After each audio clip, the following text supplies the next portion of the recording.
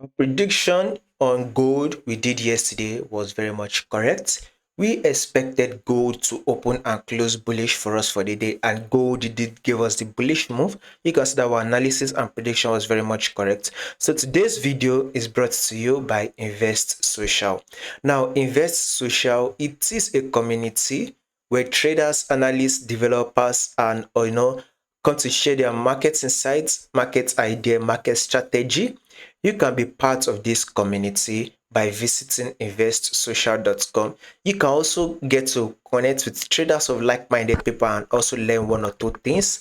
It is very simple, right, in the community. So starting with this trend right here, gold. Gold is in an uptrend move. This is our trend on gold.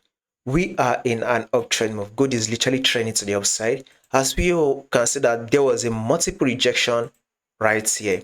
We once had a multiple rejection whereby market was now able to push up to form an high, and this is a pullback, which is an higher low.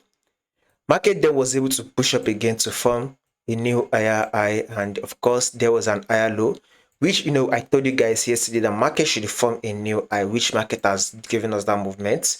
Let's drop down to our forward time frame. So this is the forward time frame. Market has literally pushed up and it has now pulled back. So our next target is back to this high right here. So we are expecting gold to give us a buy to come back to a level of 4439.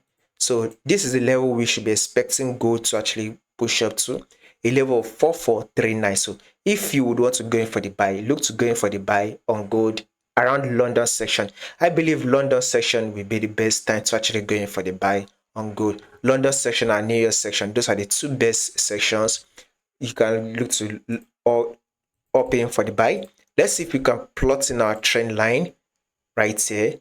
As you can see, we are having multiple touch right here.